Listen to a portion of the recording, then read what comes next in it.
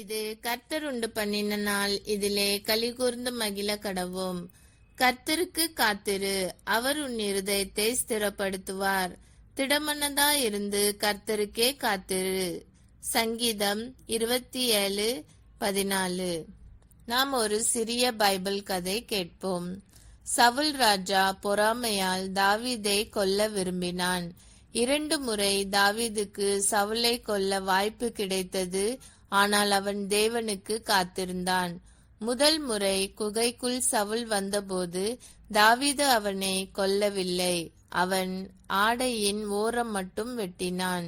2ஆம் முறை சவுல் தூங்கிக் கொண்டிருந்தான். தாவீது அவனை கொல்லாமல் அவனுடைய ஈட்டி மற்றும் தண்ணீர் செம்பை எடுத்து சென்றான். தாவீது பழிவாங்காமல் கர்த்தரின் நேரத்துக்காக காத்திருந்தான். இது நமக்கு கர்த்தரின் திட்டத்தை நம்பி பொறுமையுடன் காத்திருக்க கற்பிக்கிறது. நாம் எல்லோரும் ஜெபிப்போம்.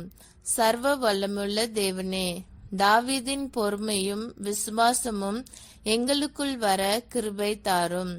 நான் பழி வாங்காமல் உமது சித்தத்தின்படி காத்திருக்க கிருபை தாரும். சரியானதை செய்ய தைரியம் தாரும்.